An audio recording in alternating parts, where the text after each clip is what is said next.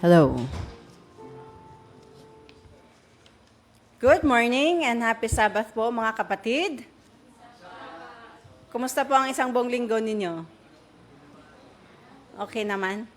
Okay bang boses ko? medyo malaki ang boses ko ngayon. Uso kasi ang sipon. Ayan. Before we sing, let's bow our heads for a word of prayer. Let's pray. Dear God, Heavenly Father, thank you so much, Lord, for bringing us here in church today. Thank you for the Sabbath day.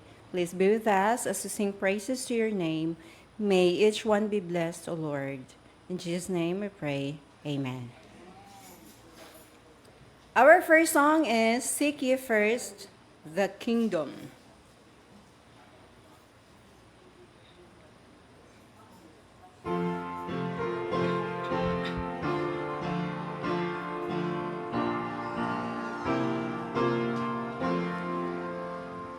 Seek ye first the kingdom, 'tis your Father's will.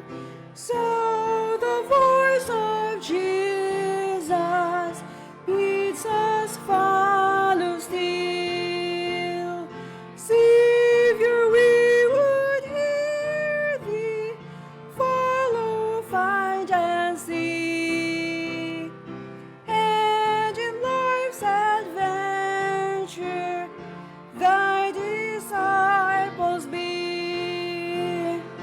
Us forbidden treasure, or for matchless pearl, when at last discovered, some will sell their all. So embrace the vision of that kingdom fair, was riches and its beauty rare, as the silent living works its secret way, or as grows the seed grain through the night and sky.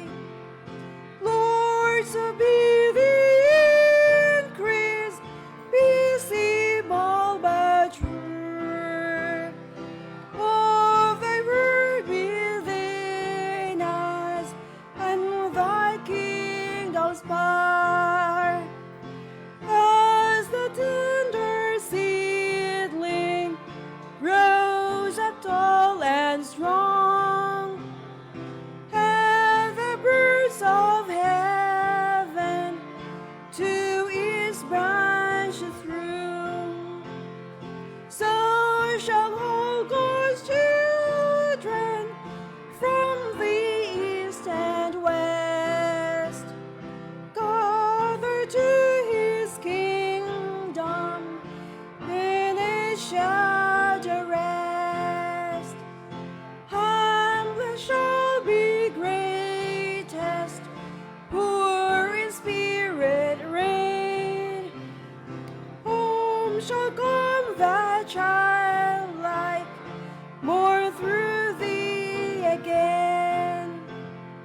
Eager hearts arrive there on the pilgrim's road. Hail the kingdom glorious of the living God. Our next song is Hark the Voice of Jesus Calling.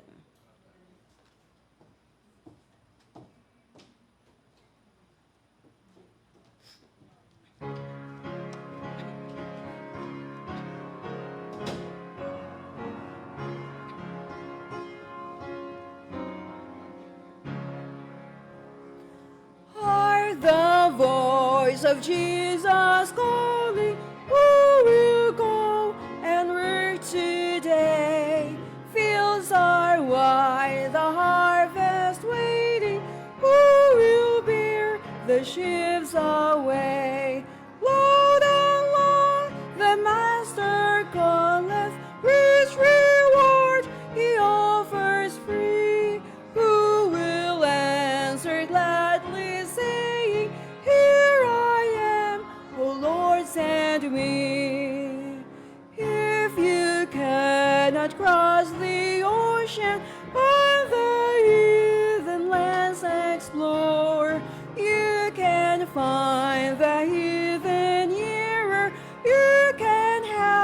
them at your door.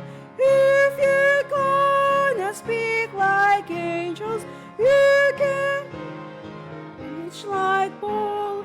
You can tell the love of Jesus. You can say He died for all. If you cannot be the watchman standing high on Zion's wall, pointing out the path to heaven, offering life and peace to all, with your prayer and with your bounties, you can do what heavens demand. You can be like faithful Aaron, holding up the prophet's hands. While the souls of men are dying, and the Master calls for you, let none hear you idly saying, there is nothing I can do. Gladly take the task He gives you, let them earn your pleasure be. Answer quickly when He calleth, here I am, O Lord, send me.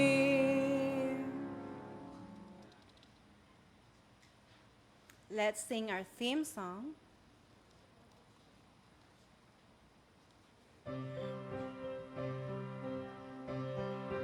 Shall we all stand?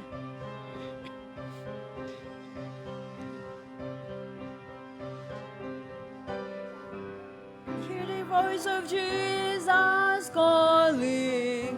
My answer is, I will go. I see the need of people crying. My answer is, I will go. I go to share the message of love. I go to share the blessed hope. And if I get discouraged, I go to Jesus' help.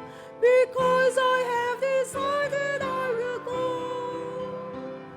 Narinig ang tinig ni Jesus, ang tugon ko'y hahayo sa kailang at daing ng tao. Ang tugon ko'y hahayo. Ibabalita ang pag-ibig at ang dakilang pag-asa. At kung ako'y mabigo, Jesus pasaklulo, pagkat ako'y nagpasyang hayo.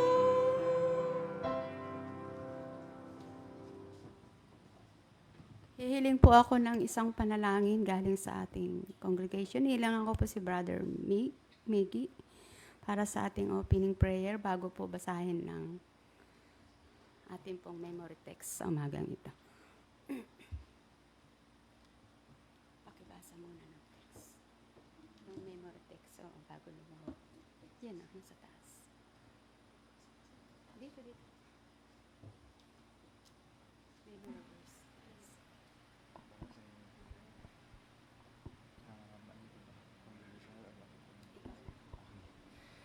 Ayun po. So, happy Sabbath po sa ating lahat. And yan po, nakita po natin yung ating yung text po for this lesson. And let us read po. And that is Matthew chapter 28, verse 19 from the New King James Version. Go therefore and make disciples of all the nations, baptizing them in the name of the Father and of the Son and of the Holy Spirit. So, inanyaan ko po ang bawat isa na tayo po ay lumuhod sa panalangin.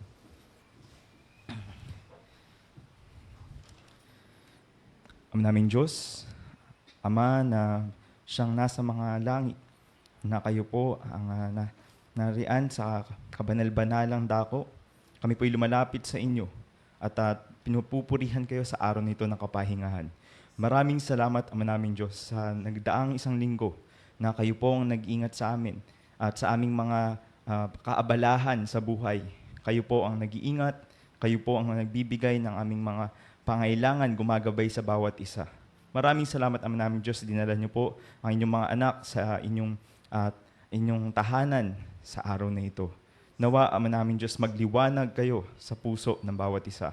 Ama namin Diyos, patawad po sa aming mga nagawang pagkukulang, mga pagkakasala, kung anuman kami ay nagkamali at nagkulang sa inyo.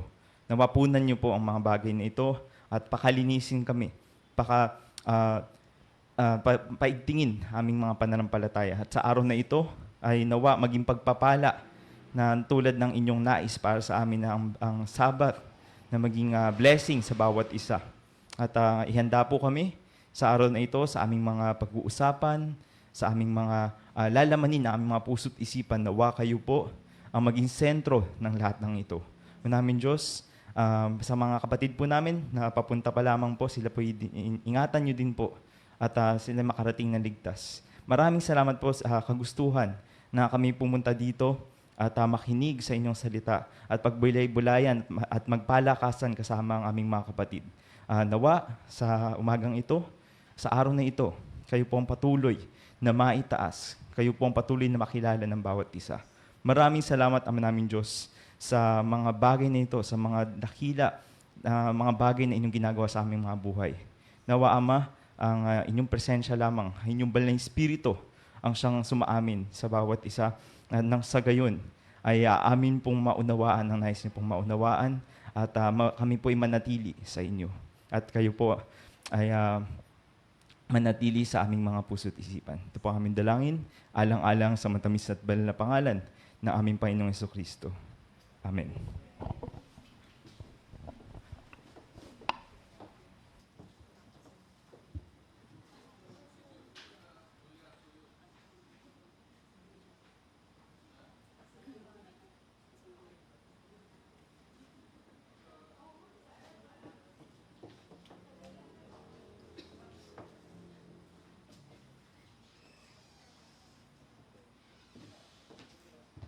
Happy Sabbath mga kapatid. Happy Sabbath. Ayun, nagsabay-sabay din sa wakas. Parang ubo lang yan Pag ubo ng isa, may sasagot dun sa kabila. Kamusta mga kapatid ang inyong sanlinggo lumipas? Kayo ba ay pinagpala? Tayo ba ay nakapag-misyon? Ang ating lesson ngayon ay about sa misyon. Ano ba yung misyon natin sa buhay? Ano ba yung nais gawin ng Panginoon sa atin o nais ipagawa ng Panginoon para sa atin, para sa kanyang misyon? Bagamat di ako nakakapag-aral ng Bible, yung ng lesson, nawala yung lesson ko. Sabay nang nawala ang lesson ko, nawala din yung internet namin.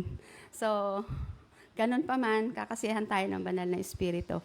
Mga kapatid, kamusta ang inyong sanlinggo? Kayo ba ay nakaranas o nakiuso kayo sa panahon ng tag-ubo? Talagang hindi ako nakaligtas. Kala ko na ako ligtas na ako kasi ang nagdala sa akin ng virus na ito ay si Laverne. Kasi okay lang siya kasi pag may sipon siya, sipon lang talaga. Ako talaga pag sinipon, kasama na talaga yung ubo. So natatakot na ako, sabi ko, naku, alam ko na yung haharapin ko. Kasi hindi ako pinapatulog. Ganon din yung anak ko, nag-text sa akin, hindi ako makakasimba, matindi rin yung ubo ko. So maraming ngayon ang may sakit, kagaya nung prayer request natin nung Miyerkules, di po ba? Karamihan sa atin may sakit. Ano po ba? Ang inyo bang cellphone ay naging alerto noong mga nakaraang araw? Di po ba may isang lindol na naganap sa sabi ni Laverne, ano yung Kalaka? Sabi ko, ano yan? Kalaka, Batangas. Ang pronounce doon, Kalaka, Batangas. So, laging sa Batangas, merong lindol. Ano ba po ang naiisip ninyo kapag nangyayari na ang mga bagay na ito? Di po ba ito yung palatandaan ng malapit na pagdating ng Panginoon? Di po ba magkakaroon ng matinding lindol? Pero hindi pa natin nararanasan yon. Sino ba ang nakakaalam ng history ng matinding lindol? Di po ba, hindi natin alam? Babasahin ko po sa inyo sa aklat ng Malaking Tunggalian ng Tagalog. Ito po ay may pinamagatang nakapagtatakang mga tanda. napapanahon po yung ating babasahin sa mga panahon ngayon. Nang ilarawan ng tagapagpahayag ang unang tanda ng pagbabalik ni Jesus, ay ganito ang kanyang sinabi. At nagkaroon ng malakas na lindol at ang araw ay umitim, na gaya ng isang magaspang na kayong buhok, na maitim at ang buong buwan ay naging gaya ng dugo. Bilang katuparan ng hulang ito, ay nangyari noong 1755. Ang kakilakilabot sa lahat ng lindol ay natala kailanman sa kasaysayan ng sanlibutan. Ito na yung pinakamalakas na lindol, 1755.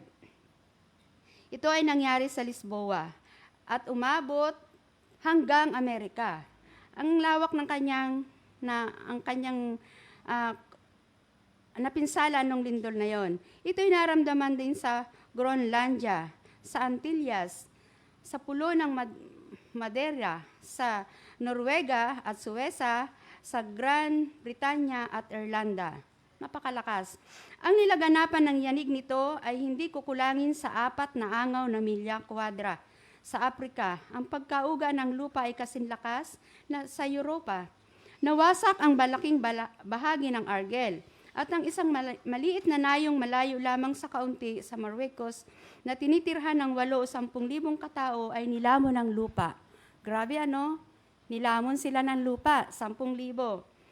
Isang malaking alon ang humampas sa dalampasigan ng Espanya at Afrika na lumangon sa mga bayan at naminsala ng malaki. Alam niyo po ba yung umabot sa talampakan na 16 na talampakan yung taas.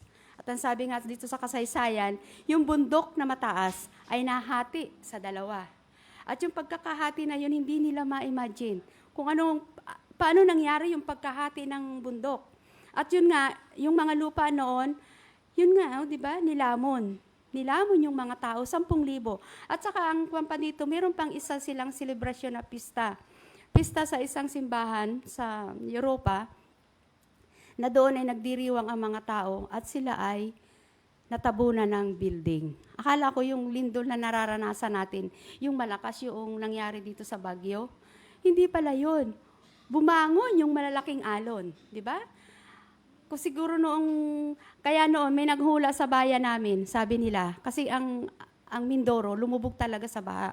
Maraming nangamatay noon. Isa sa Adventist, na tumawid sila, tinawag na siya nung anak niya. Sabi niya, Tay, Nay, Sabado po yun, fellowship namin, hindi natuloy. May binyagan kami noon, hindi natuloy.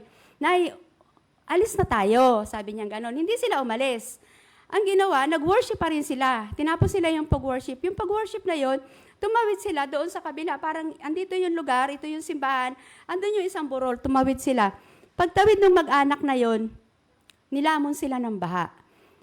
Nung umaga na, hindi na sila makita. Yung nanay, si Manong Handry, yung asawa niya, yung 2 niyang anak, yung isang lalaki, yung mag-asawa na merong anak, nakalampas sila sa baha kasi nauna sila. Pero yung lalaki, narinig niyo yung, pinadala sa radyo yung kanyang talambuhay. Yung lalaki, habang mataas yung baha, kumakapit siya sa kawayan. Kasi madilim naramdaman niya na may mahahawakan siya. Hinawakan niya yung isang sanga, yung pala yung kawayan. At habang bumababa yung tubig, bumababa din siya. Bababa siya ng pababa. Hanggang sa kumati na yung ilog, ay yung tubig. Talagang buong bungabong, wala. Wala, buong Mindoro, wala. Nung malpansin na niya, wala na sila, watak-watak na. Hinanap ngayon yung mga bangkay nila. Watak-watak na sila. Wala ding malibingan kasi lubog din yung sementeryo. Nailibing sila sa lugar nila. Doon sila mismo sa lupa nila inilibing. Gumawa sila ng mga kabaong na kahoy kasi nga baha, maraming mga kahoy ang nabuwal. At yung lalaki na yon, yung binata na yon, na naligtas sa baha, ang inaawit niya, alam niyo mga kapatid, sa amin kasi Tagalog Ako'y ligtas, hindi ako matitinak. Ang aking galak, habang yung awit na yun, pababa siya ng pababa. Siya lang ang naligtas at yung kapatid na tumawid. At siya ay pinag-aral nung isa nating kapatiran na Adventist, pinagtapos siya ng teacher. Tauhan nila sila sa kanilang lupay. Kaya mga kapatid, hindi natin alam kung ano yung kahihinat na natin. Kailan darating yung lindol, kailan darating yung salot. Bagamat ngayon meron ng kabi-kabilang lindol na nangyayari. Sana maging handa tayo. Ako po'y magpapasalamat sa umagang ito sa mga nagsiganap na mga programa, ang ating pong pianist, Sister Bambi, ang ating tagapagpaawit, Sister Laverne, sa mga bagong awitin na ating inaawit, at ang ating pong, binigyan ko po ng part si Sister Armina Balangkawin. Yung pong lagi kong katabi dito, siya po isang katutubo. Nais ko na siya ay masanay sa atin para hindi niya maisip na iba siya. So, binigyan ko siya. Nag-oo naman siya sa akin at natutuwa ako tuwing siya sisimba, dala-dala niya yung Bible niya. Pero wala siya. Salamat, Brother Meggy, sa iyong pagpapaunlak na ikaw ay nagbigay ng panalangin para sa ating Panginoon. At ito po ay sinundan ng inyong lingkod bilang welcome remarks. At ang mission story natin ay Sister Marlene. At ang ating pong tanging bilang ay ipagkakaloob sa atin ni Sister Angelo Villanueva. At ang ating pong lesson review ay ipagkakaloob sa atin ng ating bisita o ng ating dalaw, si Brother Milvin Sarmiento. At pagkatapos po nun, closing prayer, at ang ating pong magbibigay ngayon ng ating missionary report ay walang iba kundi ang ating bagong missionary, si Sister Marlene. Alam kong meron siyang kakaibang experience doon sa bus. Kaya ibibigay natin yung pagkakataon para sa kanya. Yan po ang pagkakalahad ng ating programa sa umagang ito. Happy Sabbath po sa ating lahat.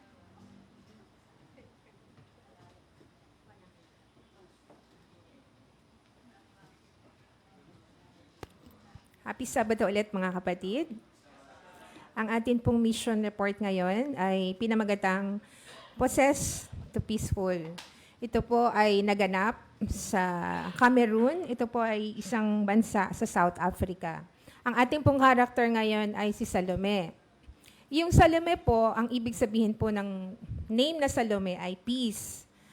Si Salome po ay namumuhay ng matahimik doon sa kanilang lugar sa South Africa. Pero bago po niya naranasan yung katahimikan na yon, siya po muna ay nakipagpunyagi sa evil spirit. Actually po, si Salome po, nag-umpisa po yung struggle niya sa pakikipagpunyagi sa evil spirit. Nung lumapit po siya sa kanyang teacher at nagpatulong siya, nasabi niya kung pwede daw tulungan siya. Kasi po, nag-aaral siya sa isang Seventh-day Adventist high school at isa po siya sa mga nagtatap sa klase nila, nasa evening classes siya. Kaya lang po, ang pinagtataka niya, 4 na beses siyang nag-take ng entrance exam para sa university, pero hindi po siya pumapasa. Nagtataka siya doon. So, nilapitan niya yung teacher niya. Sabi niya, teacher, baka pwedeng tulungan mo ako. Sabi niya doon sa teacher niya. So, yung teacher niya naman, sabi naman sa kanya, walang problema, tutulungan kita sa isang kondisyon.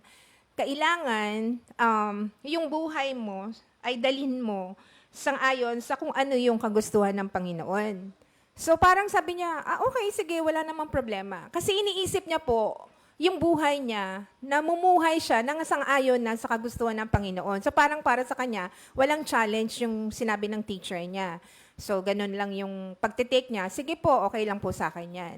So lumapit na siya sa teacher niya and nung time na magpa-pray na po sila, nagulat na lang siya kasi nagulat na lang yung teacher kasi bigla na po, nagsisisigaw na siya. Hysterical na siya, tapos nawala na siya sa sarili niya. Yung pala, pinoses na siya ng evil spirit. Minumura niya na yung teacher niya, sinasakal niya yung sarili niya. So yung teacher niya, ang ginawa ng teacher niya, pinag-pray lang siya. So continuous yung prayer ng teacher niya, habang siya nagwawala siya, pinaposes siya. So hindi naman siya inaano na teacher, basta continuous lang yung prayer ng teacher niya until mag-subside. Nag-subside yung ano niya, yung pag-possess sa kanya ng evil spirit. And nung nag-subside na po, bumalik na siya sa sarili niyang katinuan. Nagulat siya nung sinabi ng teacher niya, hindi mo ba alam ganito yung ginagawa mo kanina? Nagwawala ka, minumura mo ko, kinakurse mo ang God, sinasakal mo sarili mo. Sabi niya, hindi ko po alam. na ganun yung ginagawa ko. Sabi niya, ganun yung ginawa mo kanina. So, nagtaka siya na ganun yung ginawa sa kanya. So, sabi ng teacher niya, huwag ka mag-alala. Don't grow discouraged. Everything will work out according to God's will. So, sabi niya, hayaan mo, mangyayari lahat ng mga bagay na to sang-ayon sa kagustuhan ng Panginoon. So, after po nung first possession niya, ang nangyari, every time na ipagpapray siya, welcome po, Brother Melvin.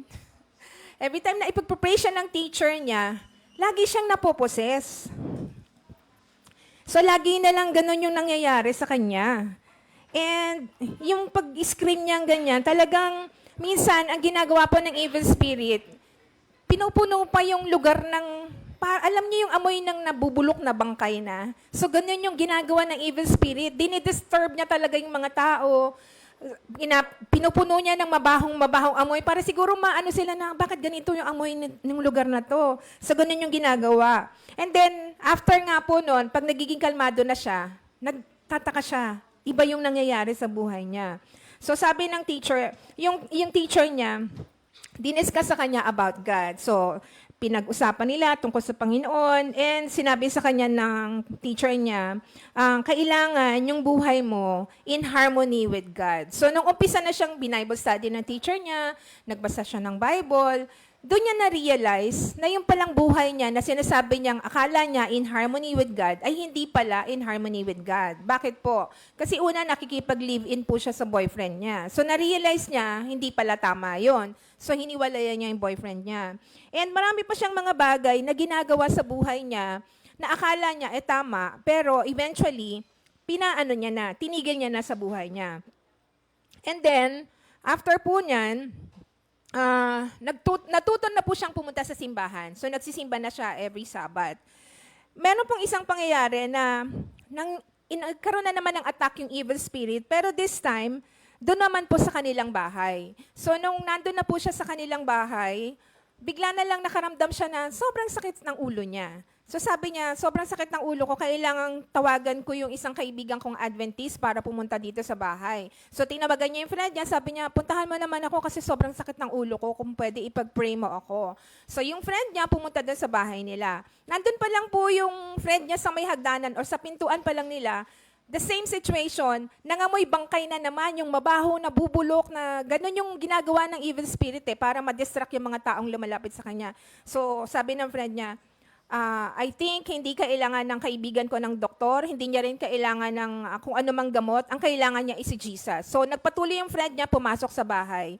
Nang makita siya ng friend niya, yung usual na sitwasyon, hindi po siya recognize ng friend niya kasi possessed na naman siya ng evil spirit. So, the same thing, nagmumura na naman yung evil spirit, tapos inaano na naman siya, kinakurse na naman sa God, sinasaka na naman yung sarili niya. So, ang ginawa ng friend niya, pinag-pray siya. So, continuous lang yung prayer ng friend niya. Pray ng pray, pray ng pray. Alam niyo po bang inabot ng 3 hours yung prayer ng friend niya?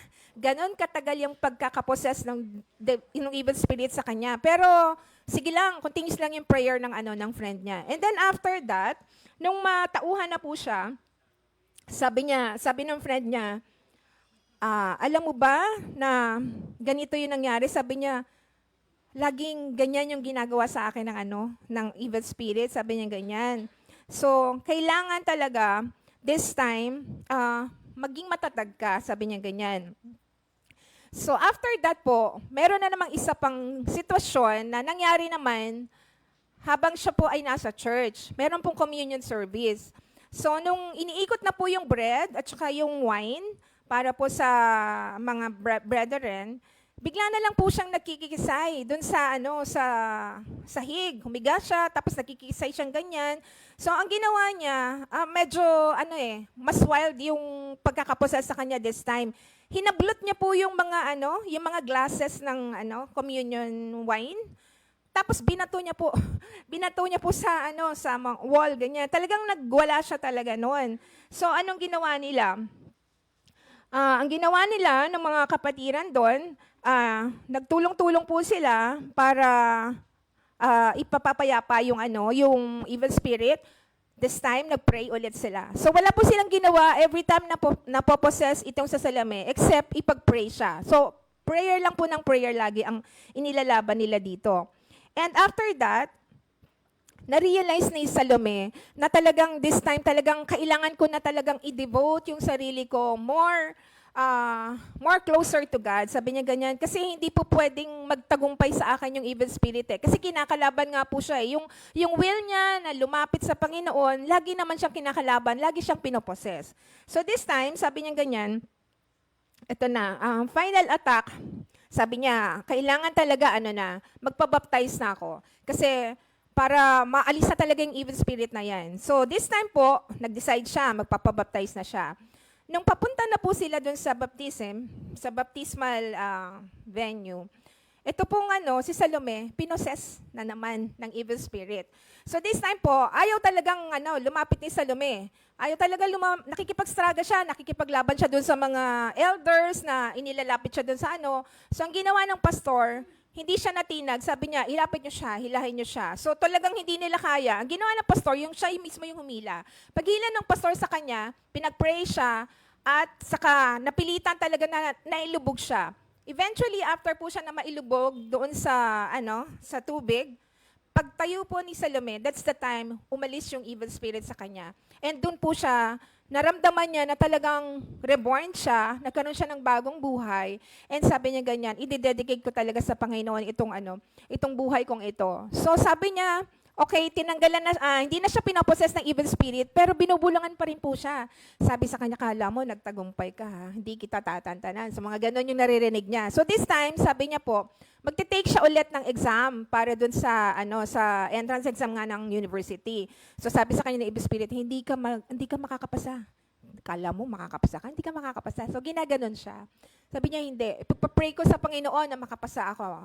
And true enough, after po niya mag-pray, nag-take siya ng exam. And this time, pumasa na po siya. And this is the 5th time na nag-take siya ng exam. Sabi niya, mas higit na makapangyarihan ang Panginoon kesa sa'yo. Sabi niya ganyan, hindi ka uubra sa akin. And after that po, nag-gain niya yung talagang confidence na talagang nasa na siya ng Panginoon, gumagawa na siya ng mga gawain sa Panginoon. And sa ngayon po, si Salome po ay 31 years old. Siya po ay namumuhay na ng mapayapa sa kanilang church. Isa po siyang diakonesa at nagtuturo din po siya sa Adventist High School na kung saan po siya nag-aral. She praises God that she failed the university entrance exam 4 times. So nagpapasalamat siya na bagamat bumagsak siya ng university entrance exam 4 times, but on the 5th time, talagang naranasan niya ang victory sa tulong ng Panginoon. Sabi nga dito, God used the exam failures to bring me to the preacher for prayer, to teacher for prayer, and then to realize the presence of the evil spirit in my life and to get rid of him. So doon lang niya na-realize na talagang yung evil spirit, siya yung gumagawa sa buhay niya. Kaya po, napanagumpayan niya yon, and yung kanyang pangalan nga po na Salome, she's living now a peaceful life doon sa kanilang lugar sa Cameroon. Sabi po, part of this quarter's 13th Sabbath offering will help expand Seventh-day Adventist education in Cameroon with the opening of a bilingual school where children will be able to learn about Jesus in French and English. Yan lang po.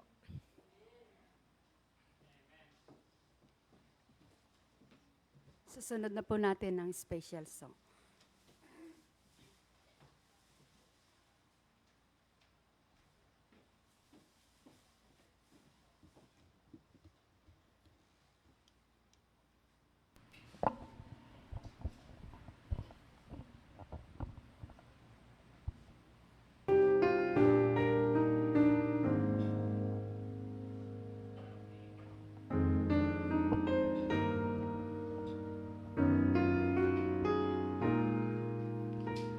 Encircled in the arms of heaven's love, with grateful heart I walk the path prepared for me. The Savior is my light, my comfort and my guide, and His word is a lamp unto my feet. Yet others all around me wander lost. Whom will He send to seek them as they stray? when mist of darkness rise to blind his children's eyes. Who will show the way? Who will show the way? A city on a hill cannot be hid. Let your light so shine, the Savior said. Like Esther in her courage, Like Joseph in his faith, like Ruth in her devotion, like David in his strength, I will stand for truth and righteousness, reflecting heaven's light, and my life will be like a beacon in the night. For I will stand as a witness of Christ.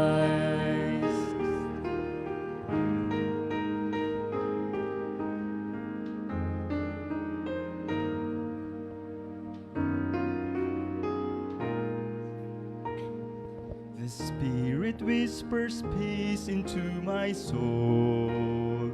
In every trial, in each uncertain hour, I know I can endure.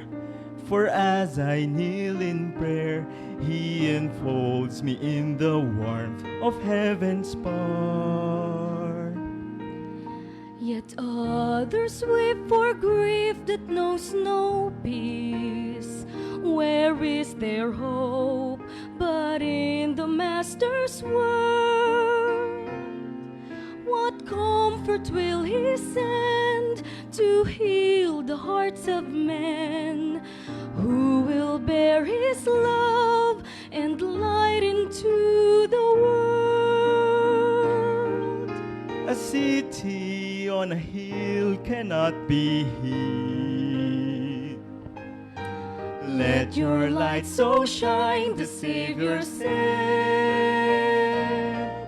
Like Esther in her courage, Like Joseph in his faith, like Ruth in her devotion, like David in his strength, I will stand for truth and righteousness, reflecting heaven's light, and my life will be like a beacon in the night.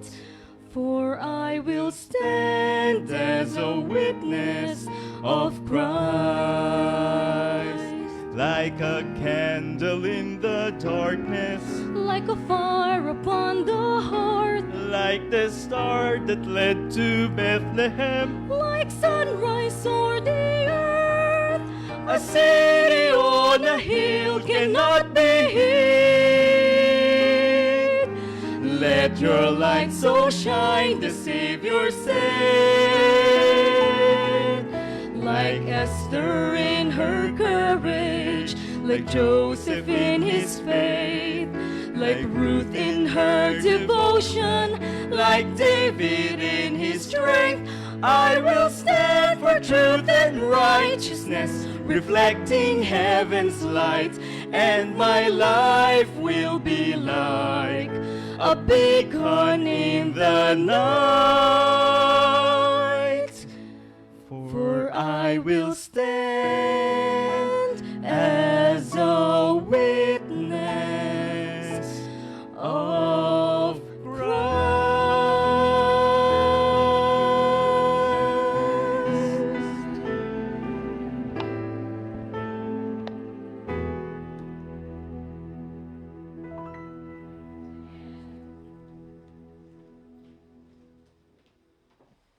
Salamat sa Mr. and Mrs. Villanueva. Nakalagay lang si Angelo. Pero ang sarap maglingkod sa Panginoon kapag mag-asawa, ano po? Parang ang sarap na kayong mag-asawa ay binibigay niyo yung papuri, pagluwalhati sa Panginoon. Bago po ang lahat, welcome po sa ating mga bisita.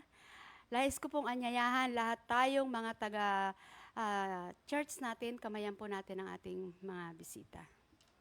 Pituin po natin sila ng Happy Sabbath.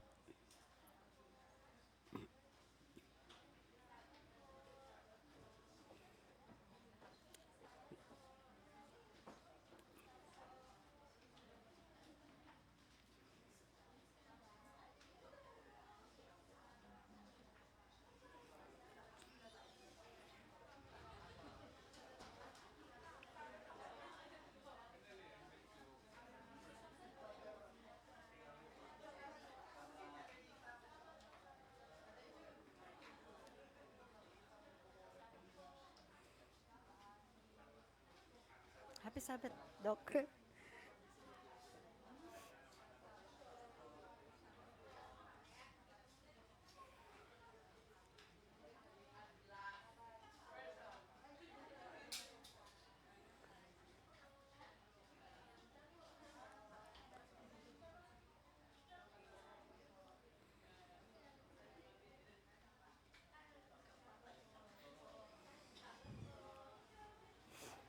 Okay po. Maraming salamat po sa inyo. Tayo po ay dadako sa ating pagripaso ng ating leksyon at ito ay pangungunahan ni Brother Melvin Sarmiento. Kayo po ang mangunguna sa aming lesson. Ngayon mamaya na tayo mag-collect ng offering.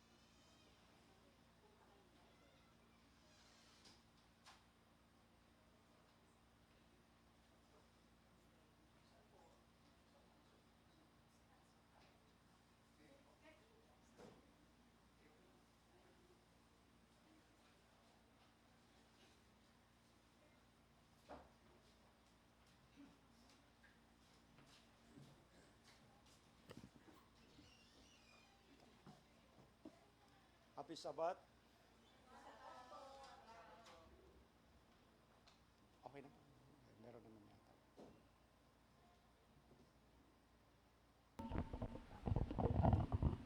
Happy Sabbath muli mga kapatid.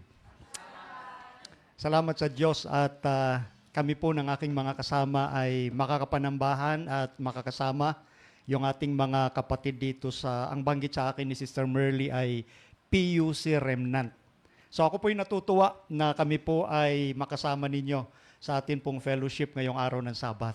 At nakita nga namin ay dito lang pala ito sa compound mismo ng Baisa Church, no? Parang yun sa Pasay, iba-iba din yung ano, pero magkahiwalay naman sila. Ang daming church din doon. So matagal na akong nakasimba dito sa Baisa. Siguro mga, ewan ko, mga 20 years old pa lang yata ako noon. So napakatagal na panahon. At ngayon ay meron palang ganitong fellowship din ng mga kapatiran, Remnant. So ang ganda ng pangalan, no? PUC Remnant. Kasi ang alam ko lang, yung PUC dati ay sa sa Cavite. Yun pala meron, dito palang original. So Remnant yung mga nandito. Praise the Lord. Sa bawat mga lingkod ng Diyos, may mga nalabi talaga. At yun ang maganda na yung mga nalabing ito ay magpapatuloy ng gawain ng ating Panginoon dito sa community na inyong nasasakupan. Anyway, bago pa tayo dumako sa iba pang mga salaysay, mamaya naman yun, tayo muna ay dadako sa ating pagrerepaso ng ating pong leksyon. Bago tayo lubusang magsimula ay hilingan ko po na manalangin po tayo. Ama naming banal, kami po'y nagpapasalamat sa muling pagkakaloob sa amin ng pagkakataon na kayo po ay aming sambahin sa banal na araw ng Sabat. At kami po ay magre-review ng inyong leksyon ay tinuro sa nakaraang sanglinggo. Aming hiling Ama, samahan kami ng Santong Espiritu at gawing payapa ang bawat isa sa amin at ipagkaloob ang karunungan upang maiangkop namin sa aming mga buhay ang aming matututunan sa umaga pong ito. Ipagpatawad din ang anumang pagkakasala upang ito'y hindi maging hadlang sa malayang pagdaloy ng inyong katotohanan sa aming puso't isipan. Ito po ang aming samot hiling sa pangalan ng Panginoong Yesus. Amen. Okay, so ang title po ng atin pong lesson nung nakaraang sanglinggo ay God's Mission to Us. Okay? Yung mission ng Diyos sa bawat isa sa atin. Ang ating susing talata ay matatagpuan sa Mateo 28, talatang 19. Babasahin ko po sa New King James Version. Go therefore and make disciples of all the nations, baptizing them in the name of the Father and of the Son and of the Holy Spirit. So dito makikita yung tinatawag din natin sa ibang salita, the Great Commission. Ito po yung dakilang gawain, no? At tinatawag rin ito sa ibang salita, pribileheyo para sa bawat isa sa atin. Alam naman natin na hindi nangangailangan ang Diyos ng tulong pagdating sa pagpapaabot ng kanyang misyon. Pero nabigyan tayo ng privilege na ito para maramdaman din natin kung anong kagalakan ang nararamdaman ng Diyos kapag merong mga tao na nailalapit sa Kanya. Okay?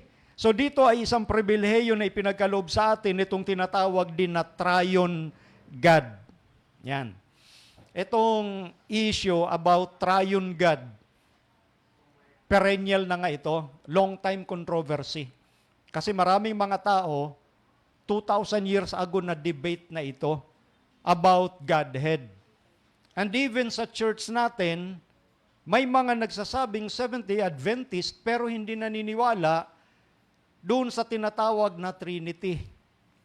Kaya nga marami dito, hindi naman marami, may mga tao na nai-encounter tayo, ako personally, na mga anti-Trinitarian na Seventh-day Adventist. May mga Trinitarian, may mga oneness. Imagine ninyo, na-encounter ko mismo sa mga local churches natin. So ngayon dito sa atin, ang importante, makilala natin yung turo ng banal na kasulatan regarding dito sa iisang Diyos na mayroong 3 persona. Kaya nga pinapaliwanag nating madalas na itong Diyos na nag-commission sa atin ay Diyos na binubuo ng 3 distinct person. Pag sinabing distinct, magkaiba sila sa isa't isa. Pero iisa sila sa kalikasan ng pagiging Diyos. Walang mas mataas, walang mababa. Sila'y pantay-pantay doon sa kalagayan ng kadyusan. Yun ang hindi maarok ng marami sapagkat sabi nga ay ito kasing usapin ng kadyusan, maiintindihan lang ng tao ito kapag ang tao ay naging humble na tanggapin ang revelation mismo ng Diyos. Pero kapag ang tao ay inilalaban niya yung kanyang kaalaman, yung kanyang lohika, hindi niya talaga maaabot yon. Sabi nga ni James R. White sa The Forgotten Trinity, ang problema daw sa mga nangahawak ng maling unawa sa Trinity ay yung wala silang kakayanan na i-articulate the difference between the being of God and the 3 persons sharing that one being. Yun yung problem. Pero yung nakikita natin, ang problem dyan ay ang tao ay mas higit niyang gustong kunin sa kanyang unawa kung papaano makikilala ang Diyos. Kaya nga napansin ninyo doon sa panahon ng ating Panginoong Jesus, nung nandito pa siya sa lupa 2,000 years ago, nung kausap niya ang kanyang mga alagad, nagpa-survey siya doon sa Cesarea ni Filipos, doon sa lugar. Pinasurvey ni Jesus kung ano ba ang pagkakilala ninyo tungkol sa akin. Ngayon, nung natapos ang survey, ang sabi nung iba, ikaw daw si Juan Bautista. Ang sabi ng iba, ikaw si Jeremias. Ang sabi naman ng iba, ikaw ay isa sa mga propeta. Imagine niyo yun mga kapatid. Kung yung mga tao noon, nandoon mismo ang ating Panginoong Hesus. Kasakasama nila. Malamang kasabay nilang kumain. Nahahawakan nila. Pero hindi nila kilala nang lubusan kung sino ang ating Panginoong Hesus. And then, nung marinig ni Jesus yun, na gano'n ang pagkakilala ng mga tao, tinanong naman niya yung kanyang mga alagad, kayo, ano ang pagkakilala ninyo tungkol sa akin? Ang sagot ni Pedro, as a spokesperson of the 12, ano ang sagot niya? Ikaw ang Kristo, ang anak ng Diyos na buhay.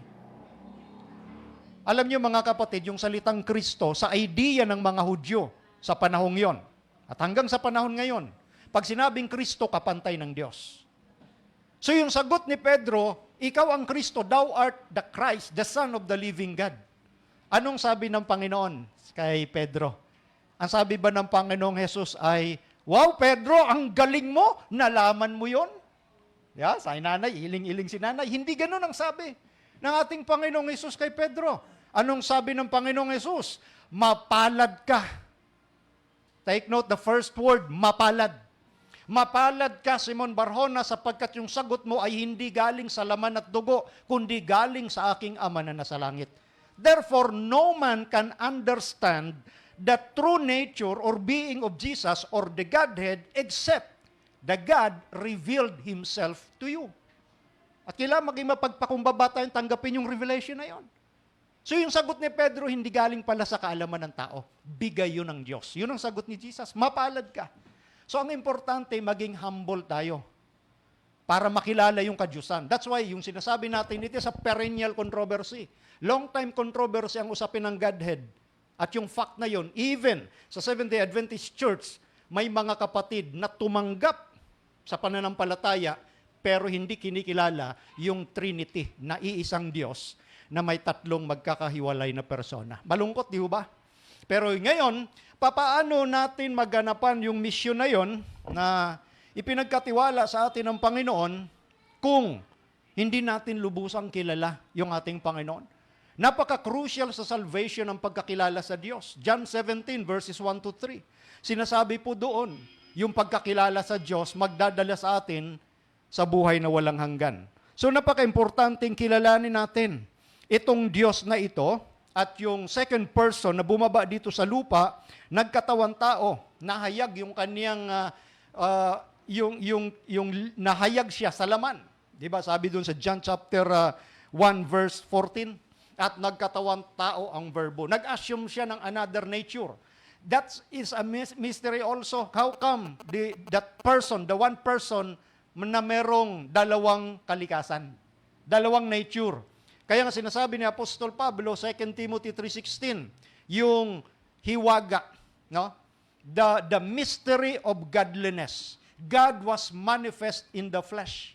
Yung mystery, hiwaga yon, hindi maarok ng tao. Kung paanong ang Diyos nagkatawan tao. Kaya mula nung panahunan ng mga alagad, hindi talaga kinikilala ng ibang grupo ng mga Kristiyano na ang Kristo ay nagkatawan tao. Naging problema noon pa yon. Kaya lumitaw yung mga grupo like Docetism and so on and so forth. Yun yung naglitawang paniniwala na si Kristo hindi nag-assume ng laman. Pero maliwanag sa Biblia, yung Diyos na yon, sa kanyang original na kalagayan, sa kanyang katutubong kalikasan, nagkatawang tao. So isang person na may dalawang nature. So ito'y nahayag sa atin. Ngayon, ang Panginoong Hesus na nagpakilala sa kanyang mga alagad, binanggit dito nga sa ating susing talata na, yun nga, sabi ka sa Matthew 19 up to 28, 19 up to 20, na gawin ninyong alagad ang lahat ng mga bansa. So, merong commission sa atin na go. Di ba? Go.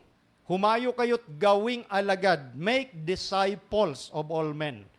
So dito pinapakita ng Panginoon yung privilege sa atin na maging kamanggagawa niya sa bukirin. At bilang kamanggagawa ng Panginoon, dapat din nating ma-realize ano tayo sa ating kalagayan ngayon. Ano tayo? Di ba? Mamaya kapatid, yung susog, tsaka yung tanong, i-explain ko muna ng konti. Konti na lang ito. Ano yung ating kalagayan sa ating kapanahunan ngayon?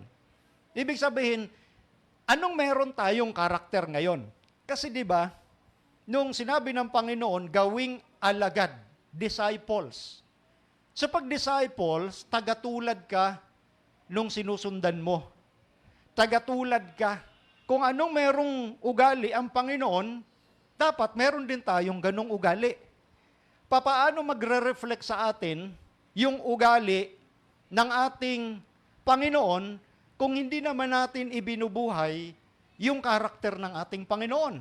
At papaano tayo, di ba? Ang daming tanong kaysa doon sa kasagutan. Pero kayo lang din ang makakasagot niyan. Bawat isa sa atin ang makakasagot niyan.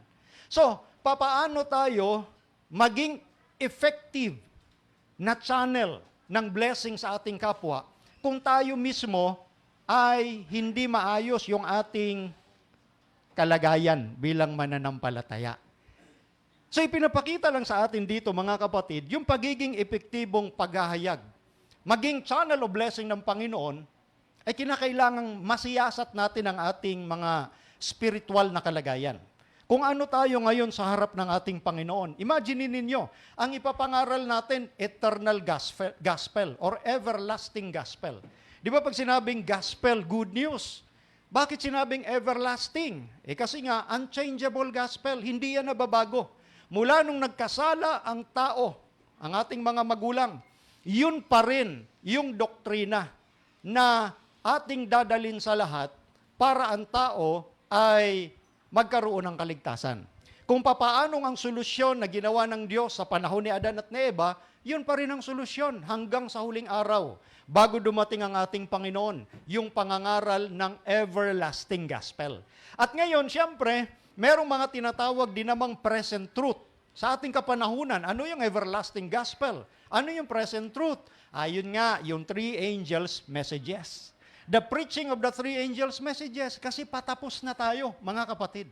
Kung paano noon sa panahon ni Noe, ang present truth ay sumakay sa arka para maligtas sa baha. Hindi pinapaniwalaan ng tao. Yun ang present truth noon. Pero ngayon, ang present truth ay yung three angels' messages, especially the third one, regarding sa warning na huwag ninyong tanggapin ang tanda ng hayop. Yan. So alam natin, I would assume na lahat tayo nakakaunawa na yung third angel's message is regarding doon sa issue ng Sunday law. Na yan ay malapit na mga kapatid. Kaya kailangan tayong lahat ay maging handa. At siyempre, ang ating Panginoong Hesus ang nagbigay nun. Siya ang nagsabi doon sa Revelation. That's why Revelation 1:1, the revelation of Jesus Christ. Sa Greek, di apokalupsus. Apokalupsus means revelation. Yeah? Pag-aayag. So hinayag ng ating Panginoong Hesus mismo yung malapit nang mangyari bago siya dumating. So, yun po yung punto ng pagdadala natin ng everlasting gospel na yon. At kinakailangan nga yung ating mga karakter ay nasiyasat natin bilang bayan ng Diyos, nasiyasat natin ito. Dahil nung mga unang panahon pa, siyempre, hanggang sa ating panahon ngayon, ginamit ng Diyos sila Abraham, sila Jacob, so on and so forth, para maging, ano yung purpose nila? Witness sa lahat. So ang paggagamit noon ng Israel ay bilang witness. Ang paggagamit noon kay Abraham ay bilang witness. The channel of blessings. Hindi naman nagbabago yung prinsipyo na yon. Yung paggamit ng Diyos sa Seventh-day Adventist Church bilang witness sa lahat before end comes. So ngayon, as a witness, uulitin kong muli, papaano tayo gumalaw? Papaano tayo kumilos? Papaano tayo mag-isip? Kumusta ang ating mga karakter? Kasi yun po ang epektibo na pagiging saksi sa lahat. Sa buong mundo, ang pagiging anong meron kang karakter. Anong nakikita ng mga tao sa iyo. Siyempre, ang mission natin, pinapakita naman dito sa lesson, sa Bible, buong mundo. Pero simulan mo muna sa pamilya mo. Simulan mo sa pamilya mo, sa mga kaibigan mo. Kumbaga, nag-extend yan eh. After sa pamilya, kaibigan, community mo. After sa community, yun na nga, kung kaya mong mag-mission sa buong mundo, di gawin mo. Pero, yun na nga, ginagampanan natin kung saan tayo nandoon, meron tayong mission. It doesn't necessarily mean naman talaga na, halimbawa, dito ka sa Pinas, pumunta ka ng Amerika para magawa mo yon. Meron namang mga mangangaral doon. Pero siyempre, kung gusto mong mangaral doon, wala namang problema. Pero lahat ng mga lingkod ng Diyos, saan ka man, sa community mo man ikaw, nandito ka sa baysa, may mga kaibigan ka dyan, no? May mga kapitbahay ka dyan, pwede ka mag-share. Ang importante, alam mo, yung iyong dinadalang mensahe. Alam mo kung paano ka kumilos, alam mo kung paano ka magsalita. Okay? So yun mga kapatid, pinaigsi, kasi review lang naman yun eh. Hindi naman natin kailangan, kumbaga, Lunes, Martes. Hindi ganon. Review nga ito. So yung mga importanteng punto lang ang dapat nating tingnan. And then, pwede na tayong mag-share ng ating mga natutunan at magtanong kung gusto ninyong maglinaw. Okay? Pwede na po. Sige kapatid.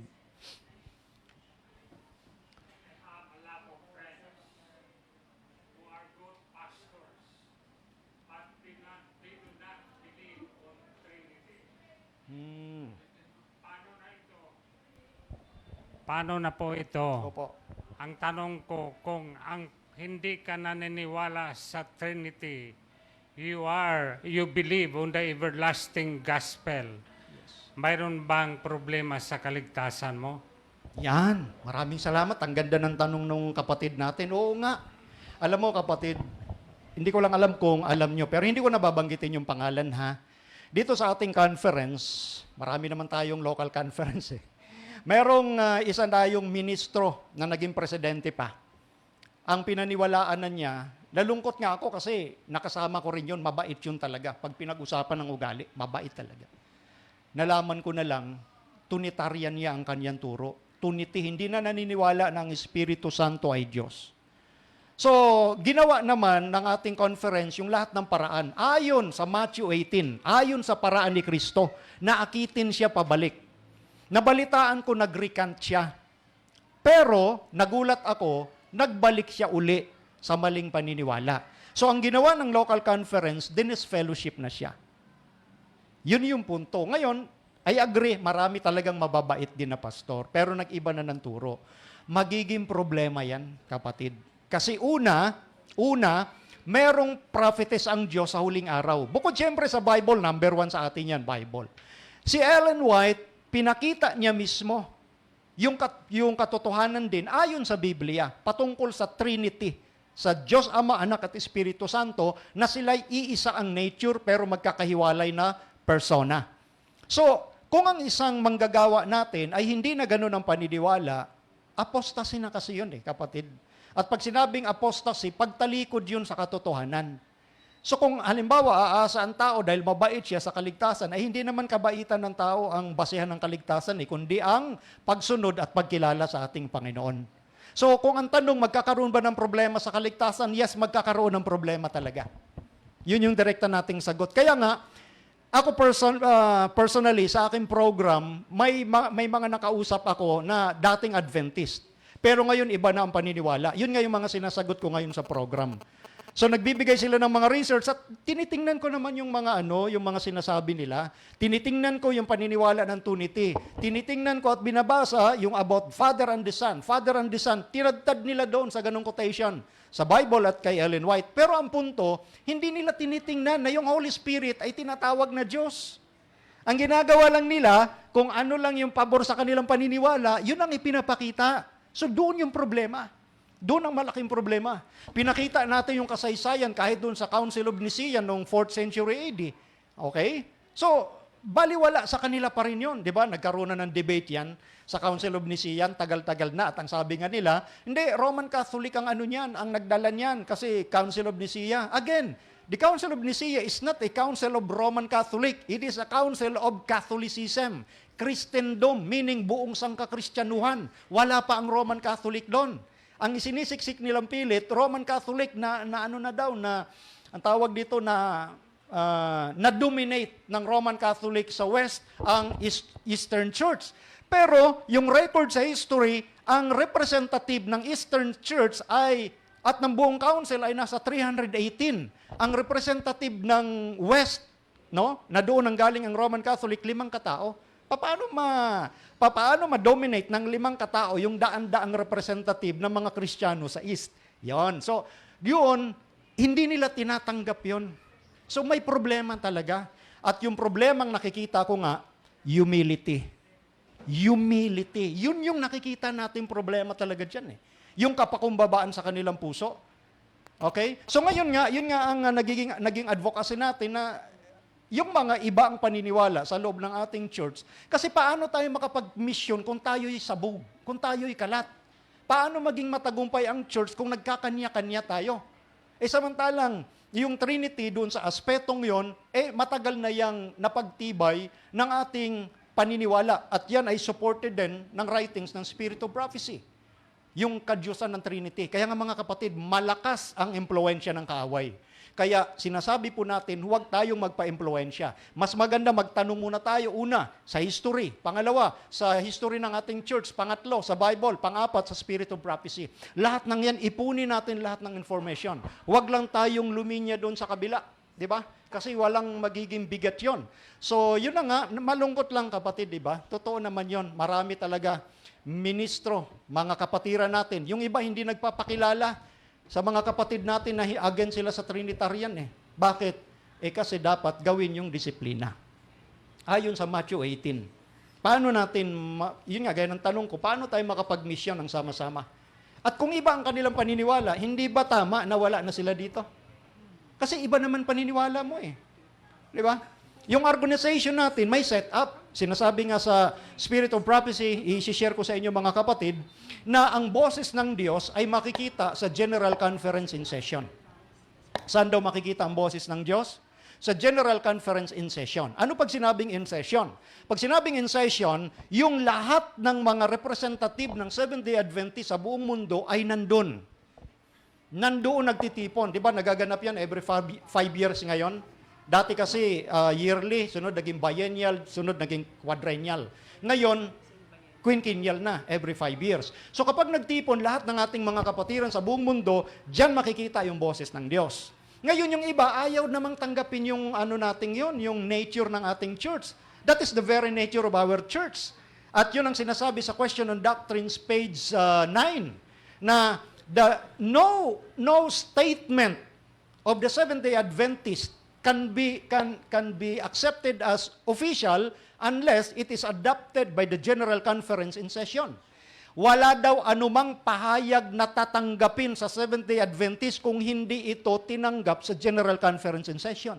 Doon pa lang sa nature ng ating church, sana maintindihan ng mga kapatid na yung iba mong paniniwala, hindi yan ang pinagtibay doon. At sinasabi ni Ginang White, kung meron mang isang grupo, 2 tao, 3 tao, ang gustong kumontrol, ay hindi yun ang boses ng Diyos. Kaya nga, well represented ang ating church. Lalo pa sa usapin ng Trinity, maselan yan. So, kompleto tayo ng writings diyan. Kaya, ang aking appeal, huwag tayong magpaligaw. Huwag tayong basta-basta magpapaniwala. Magtanong-tanong muna tayo. May dagdag po kayo? Susog, kapatid? Sige po.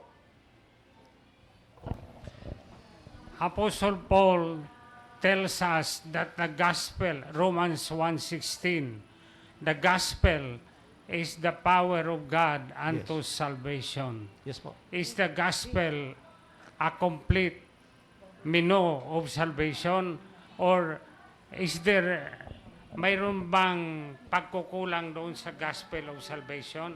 Hindi ba well represented by Father, Son, and Holy Spirit ito, na hindi lang alam ng mga taong naniwala ng Trinity? Even in our mission statement today, it is being backed up by Trinity. Did you hindi lang nila alam na mga Trinity kasi para nakaprogram ng isip nila. Yes. Kaya ako hindi naniwala na hindi Trinity ang ating lesson ngayon. God's tama po. mission. Tama po. Yeah. Yung ano ba yung memory verse natin? Go therefore Yes and po. teach all nations, baptizing them in the name of the Father, Yes. the Son, and the Holy Spirit.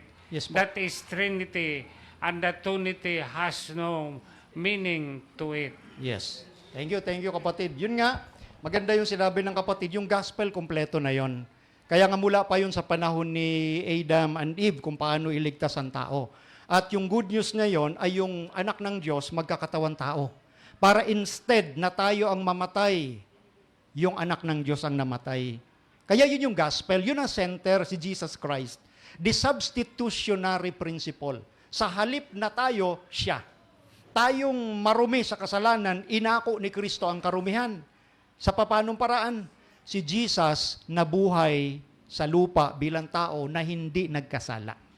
So ipinakita ng Diyos sa gospel na yon na kayang sundin ng tao ang kautusan ng Diyos. Kaya lang, yun na nga, nagkasala na tayo eh. Hindi na tayo perfect. So kailangang i-perfect ni Jesus bilang tao yung kautusan ng Diyos. Okay? Ang purpose nun ay para ibihis sa atin yung perfection na yun.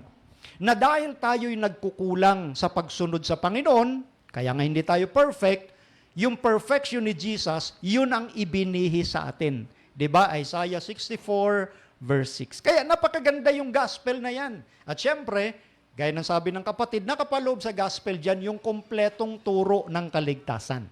Kasama na syempre yung mga doktrina like Trinity. Kasama ho talaga yun. So, yun yung binabanggit ko kanina, na bilang witness ng Panginoon, papaano yung ating pagtanggap ng karakter na yun ng Panginoon. Paano natin dinidevelop ang ating sarili na magkaroon ng karakter ng Panginoon. Nandyan yung grace ng Panginoon. Nandyan ang Holy Spirit, the double portion of the Spirit na gusto ng Diyos ibigay sa atin. Hinihintay lang tayo. At kapag meron tayong double portion ng Holy Spirit, di ba, magiging matagumpay tayo sa lahat ng ating kahinaan. Sa lahat ng ating kahinaan. Magiging matagumpay tayo. Yun yung gospel ng Panginoon. Siyempre, may mga doktrinang nakapaloob dyan. Yun po yun, mga kapatid. May susog po kayo. Kaya mahaba yung oras natin, di ba? Sinadya natin para pwede kayong magsusog or magtanong kung ano man gusto nating itanong. Meron pong gustong magdagdag dito sa lesson. Ganda yung lesson natin, mga kapatid. Pwede ko kayo magsusog.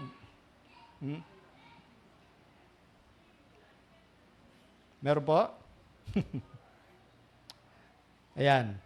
Kasi kung wala, tutuloy ko muna. Sabi nga rito sa ating discussion questions, yung credibility ng ating church na maimpluwensyahan yung ating community is determined mainly by the extent that tayo, the body of Christ, exemplify in our own lives God's love in the fulfillment of His mission. Yun po Yun yung pinakapunto ng ating lesson Bilang church, yung ating kredibilidad ay tinitingnan kung ano yung inuugali natin. Yun, di ba? Doon yan tinitingnan kung paano ka maging epektibo na saksi ng ating Panginoon. Yun. Na-exemplify yun o naipapakita sa ating buhay kung paano naganap yung pag-ibig ng Diyos sa ating buhay at sa ating mission. Yan. So, individual challenge yan, mga kapatid. At gaya ng sinasabi nga ng Bible, hindi naman tayo pababayaan ng Panginoon. Yun ang maganda.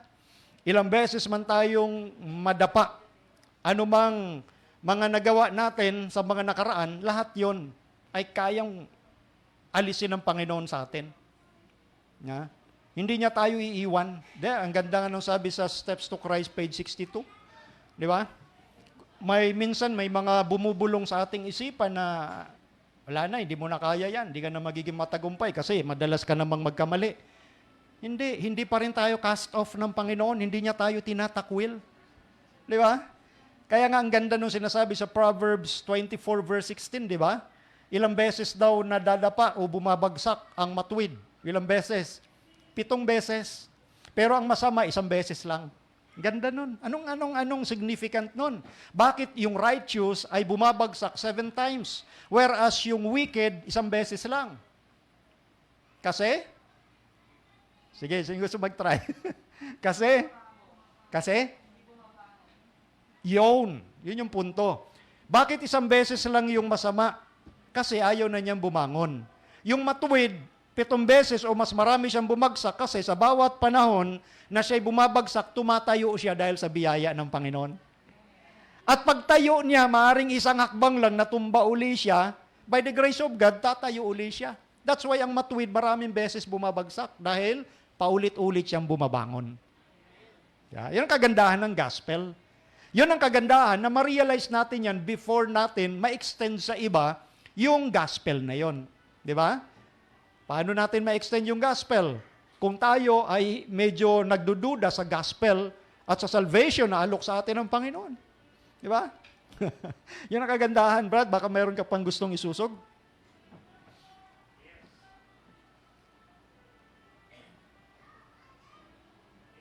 Mission. Mayroong tatlong pinag-aralan sa oras ng pag-aaral. One is shape the mission. And the second one is share the mission. The second one is we have a problem on that. Make disciples. Even Jesus in His own time, when He came for the first advent, nahirapan siya mag-gather ng 12 disipulo. Kasi karamihan doon, hindi naman mga makasalanan, mga tax collector, etc., etc. Kaya maraming problema. Tayo kaya, can we, in your very own capacity, can you share the mission by making disciples to all men? Yon. Kumbaga, kung sa ating sitwasyon ngayon, kung sa panahon noon, very challenging. Paano sa ating panahon ngayon? Yun ang binanggit ko kanina, pwede nating masagot yan individually kasi may kanya-kanya tayong experience pagdating sa ganyang bagay. Kung ako, ang personal ko, kapatid, noon pa lang, nung nalaman ko ang ebanghelyo ng Panginoon, ang alam ko talaga, ang Panginoon ang maglalapit sa iyo ng mga taong ilalapit mo rin sa ating Panginoon. Yun ang aking pinanghawakan. Kaya lahat ng aking mga Bible study, lahat ng mga nadala sa bautismo, yun ay nilapit mismo ng Panginoon. Kasi naniniwala ka na ang Panginoon ang gagawa nun. Tingnan nyo ang sa Bible. Di ba yung eunuch, di ba yung mataas na official. Paano siya na Bible study ni Philip? Sinabihan ng Panginoon si Philip, yun yung tao. Ipaliwanag mo yung binabasa niya. So ang Panginoon ang naglalapit sa mga tao na tatanggap din sa Panginoon. Ang dami niyang sa Biblia at yan mismo yung mga experience ko, kapatid. So, kumbaga, pag nakipagtulungan lang tayo sa Panginoon, magiging madali ang pag-make disciples. Magiging madali yan. Yun na nga, unahin natin sa ating tahanan. I-secure natin yung ating family. Mga kaibigan, kamag-anak. Siyempre, kung ano lang yung ating makayanan sa ayon sa biyaya ng Diyos, ikinagagalak yun ng langit. Diba sa Bible nga, isa lang ang nabautismuhan at tumanggap sa Panginoon, buong langit nagbubunyi. Imagine mo yung buong langit, laksa-laksang mga anghel. Diba? Tens of thousands, and thousands, nagbubunyi sila. So, doon lang muna kunyari, hindi pa natin nagawa yung ganung bagay, pwede naman nating simulan. 'Di ba? Yung pag-share natin ng ating yung salita ng Panginoon sa ating mga kaibigan. Yung anak ko, 16 years old. Pina-Bible study niya sa akin yung kanyang mga kaibigan na ganun din ang edad. Na-share ng aking anak sa kanyang mga kaibigan yung gospel. So, ang ibig sabihin, madali as long as ipinanalangin mo na magagawa mo. Kahit hindi naman ikaw ang nag-Bible study, yung naakay mo lang siya, kunyari, sa mga evangelistic meeting at tumanggap sa kay Kristo, bituin mo yun Bituin ninyo sa langit yun. Kasi di ba sa awit natin, yung mga corona natin ay magkakaroon ng bituin. Ano ang title ng awit na yun? Ayun. Di ba? So, lahat ng pupunta sa langit, meron talagang bituin yan sa kanyang crown. Hindi pwedeng wala. Kasi ikaw nga ay kabilang sa nagmimisyon. Gaya ng nabanggit natin, iba-iba rin ang talent ng binigay ng Panginoon sa church. So kung anong meron talent tayo, doon tayo gagamitin ng Panginoon. Di ba? Naalala ko tuloy yung si Kahimeno, yung naging Adventist na pumatay ng daan-daang katao. Imagine niyo na-convert siya dahil lang sa awit. May narinig siyang mga kulpurtor na nag-aawitan, papuri sa Panginoon. Kaya yun, mga kapatid. Di ba? So yun. Okay? Ngayon, alam mo natin na ito na, eksakto na. 5 minutes na lang tayo. Or 8 minutes pala, nagraran. May gusto kayong idagdag bago natin tapusin? Meron pa kayong gustong idagdag? Sige kapatid, ikaw.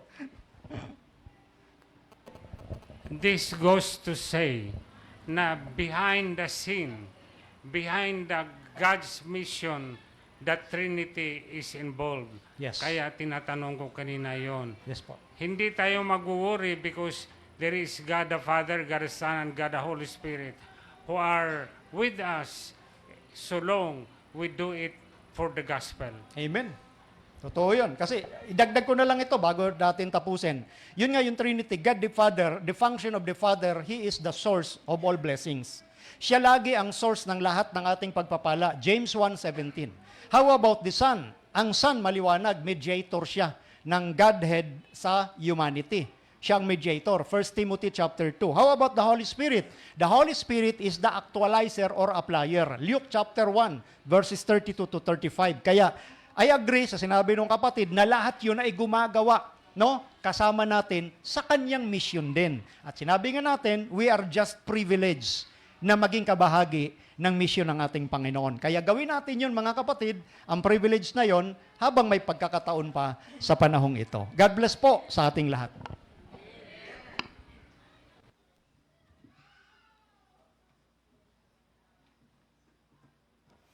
Maraming salamat po, Brother Milvin, sa pagrepaso ng ating lesson.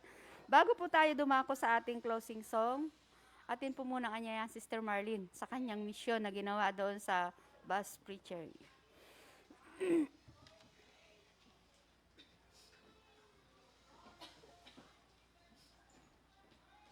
Happy Sabbath po ulit mga kapatid.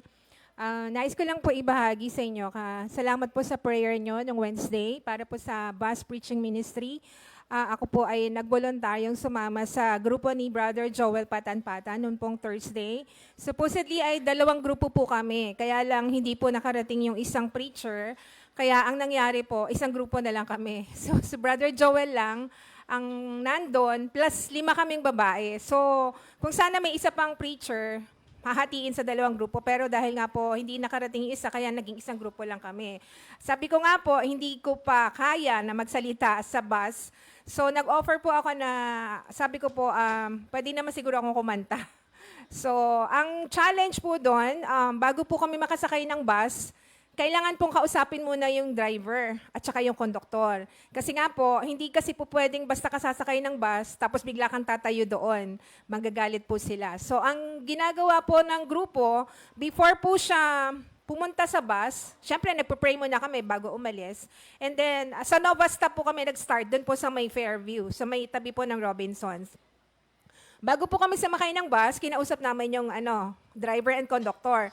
Unfortunately, yung unang bus na sasakyan namin, puno na po. So, tinuturo kami sa likod. Sabi na, hindi po pwede sa likod, kailangan sa harap kami. Kasi bakit po? Siyempre, pag sa likod kami, sino makikinig sa amin? Nakatalikod lahat. So, kailangan sa harap kami. So, sabi namin, sige, sa susunod na bus na lang kami. So, antay lang kami, nandun kami. Ang nakakatuwa po doon, even yung vendor ng, ng mga mani-mani, kilala na si Brother Joel. Oh, bro! Sabi sa kanya, oh, bro, dito na naman kayo. Oh, bro, sabi niya. Sabi niya, oh sige, sabi niya. So sabi ko, okay to kasi Brother Joel kilala na talaga. So, nung second bus na po, in-approach na kami ng driver and conductor. Sabi, sige, pwede na po kayo sumakay. Ang po kasi sa grupo ng bus preaching, hindi po sila sumasakay nang hindi nagbabayad. Namamasahero po kami talaga. Nagbabayad talaga ng pamasahe. So, tansyado na po nila from Nova Stop hanggang dito sa may Road 20 ng papunta ng Mindanao Avenue. So, ang binabayaran pong pamasahe is kung ilan kami nasasakay hanggang doon sa Road 20. So pag alis po ng bus doon sa Nova Stop mismo, mga ilang kanto lang yon, tatayo na po yung nagpe-preside. Ang challenge po kasi doon, syempre po, di ba, mauga yung bus. So nasa unahan kami, haharap kami doon, syempre nakaganto kami. So haharap kami doon sa audience.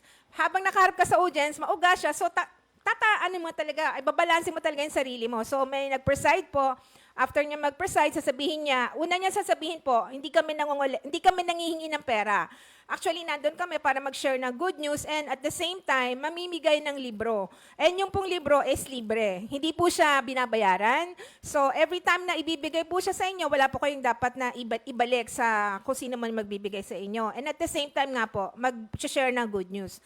So, ganun po yung nangyari. Nag-preside and then after na mag-preside, nag-opening prayer si Brother Joel and then nag-offer na po ako ng kanta. After nun, nag-share na po ng message si Brother Joel. Ang challenge po doon, pagka halimbawa, nung sinabi na po na mamimigay na ng libro, syempre po tinulungan ko yung isang kasama namin na mamimigay kasi medyo malaki yung bus, both sides kami. Yung may mga pasahero na willing sila. Yung isa nga doon sabi ni sister, hindi pa daw niya inaabot, humihingi na, akin na sis, gaganon na kagad. Yung iba naman, pumipikit. Sa pag pumikit po, ibig sabihin hindi sila interesado. So, lagpasan mo na siya, hindi mo na siya inaano. Yung iba naman, ibibigay mo parang medyo atubili kung tatanggapin ba o hindi. So, basta kami, bigay lang kami ng bigay. So, ang nakakatuwa po doon kasi, kahit na hindi pa namin natatapos yung namin, sa pag-preside pa lang ni Sister Vicky, sabi niya ganyan, kami po ay mga Seventh-day Adventists, meron daw po doon sa likod na kumaway. Sabi sa kanya. So ginawa niya, kumaway din siya. So sabi niya, baka Adventist din yun or somewhat related sa ano natin. So, kumaway sa kanya. So, kumaway din po siya. So, yun po yung mga simpleng pamamaraan kung paano tayo makakapagbahagi. Sabi ko nga po, ako kasi, inaalam ko pa kung ano yung gusto ng Panginoon na gawin ko. And since retired na nga po ako, sabi ko, I'll take the chance na makasama dito sa ganitong grupo. Bagamat, umpisa ko pa lang po to, nagpapasalamat ako. Kasi binigyan nila ako ng chance na kumanta ng pag-alis at saka nung bago matapos, parang appeal song na. So, 2 beses na ako kumanta. So, nung pabalik na po kami, pagbaba namin ng Road 20, pabalik na sana, supposedly sasama pa ako. Kaya lang naisip nila, taga-roon na kasi ako. Sabi, sister, sasama ka pa ba? Sabi ko, pwede bang hindi na? Kasi sabi ko, pinakanta nyo na ako nung papunta at saka nung ano. Sabi niya, sige, sa susunod na lang. Sabi ko, sige po, kasi malapit na ako dito. May pupuntahan din kasi kami ng anak ko. Sabi ko, pero sa susunod, sige, papunta at pabalik. So, nung pabalik po, yung isang singer naman yung kumanta sa kanila. Ang pabalik po ang medyo challenging kasi dahil sumasakay kami, wala sa station. So, ang doon, talagang puno na yung bus. Maghahati-hati talaga. Hindi kagaya ng pag nasa station ka, nasa terminal ka, mapipili mo talaga yung unahan na upuan. So dahil doon, nasa gitna ka ng Mindanao Avenue, so hati-hati. So that's the same thing, magpapaalam ulit sila doon sa driver and conductor. Pag pumayag na, saka pa lang sila tatayo, saka pa lang magsasabi na magpe-preach sila. Kaya lang dahil nga po maraming pasahero, most of the time, pag pabalik na sila, nakatayo na talaga. So pag nakatayo ka na, ang hirap talaga kasi babalanse ka, tapos ang dami mong pasaherong katabi. So, yun yung mga challenge doon. So, nagpapasalamat po ako na kahit papano, nagkaroon po ako ng bahagi sa missionary work na to ng Bus Preaching Ministry. And patuloy po nating ipag-pray itong grupong ito. Kasi bagamat simple lang yung kanilang ginagawa, pero naniniwala po kami na doon sa mga salitang binibitawan sa bus, meron po dong napupunlaan ng binhi ng Panginoon na siyang magpapatubo ang Holy Spirit sa kanila. Salamat po.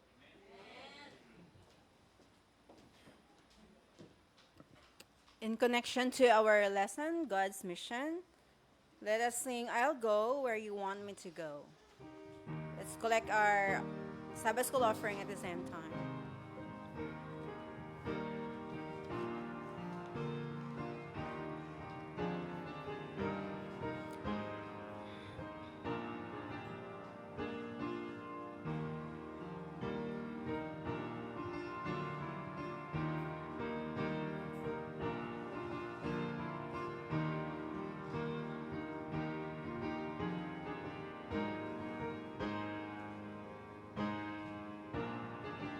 Shall we all stand? It may not be on the mountain's height or over the stormy sea. It may not be the battle's front. My Lord will have need of me. But if by stillness my voice He calls to path I do not know, I'll answer, dear Lord, with my head in thine. I'll go where you want me to go. I'll go where you want me to go, dear Lord, or mountain, or plain, or sea. I'll say what you want me to say, dear Lord. I'll be what you want me to be. Perhaps today were the loving words which Jesus would have me speak.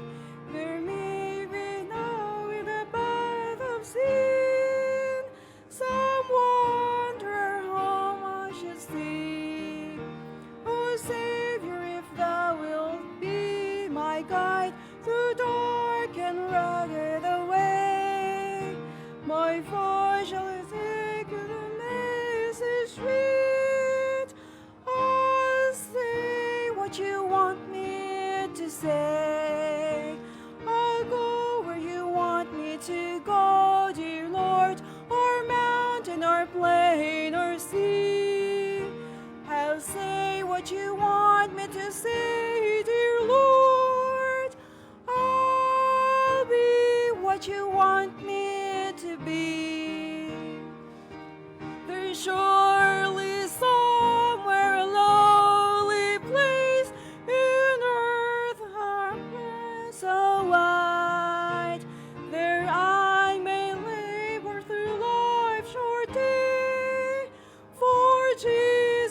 crucified. Oh, trust in my all and to thy care. I know thou lovest me. I'll do thy will with a heart sincere. I'll be what you want me to be. I'll go where you want me to go, dear Lord, or mountain or plain or sea. I'll say what you want me to say, dear Lord. I'll be what you want me to be.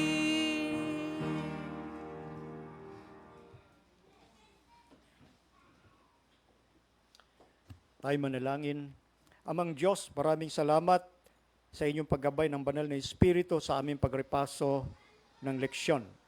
Aming dalangin na magampanan namin, Panginoon, ang pribilehiyong ito sa aming mga buhay upang patuloy kami magiging handa at paghahanda sa aming mga kakilala, mga mahal sa buhay at mga kaibigan, mahanda ang bawat isa sa nalalapit ninyong pagdating.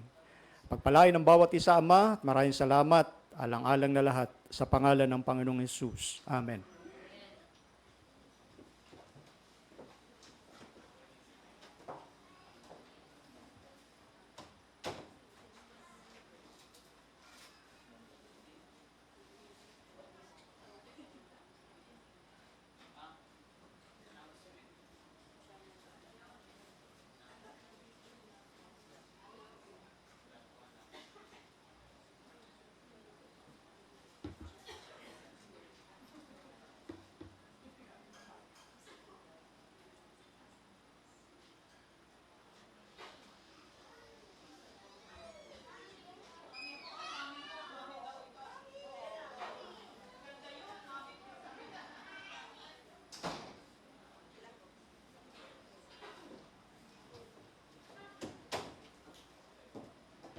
Happy Sabbath po. Ngayon ay, ano ba ngayon? Anong dapat gagawin natin ngayong araw nito? Mamimigay ng books, ayan. Hope Impact po kasi. So mamayang 1:30, pupunta tayo sa, anong drive ba yun? Rivera's Drive, kina Brother Doc Combao. Doon po tayo mamimigay, kahit mga 30 minutes lang siya. Kailangan lang po natin ng documentation. So, little picture-picture po doon, ating pamimigyan. Mayroon na po mga books dyan sa likod. So, lahat po tayo ay pupunta. And after that, let's get back here. And we will have our AY program. And at around 3 o'clock yun 3:30. Pupunta naman tayo sa PPH para sa attendance. And kailangan daw po doon ating presensya. So, sana po ay supportahan natin ito kasi every year naman talaga siya. So after lunch, pupunta po tayo kina Doc Combao and then back here, then pupunta sa PPH po. Yun po ang ating program ngayong araw na ito.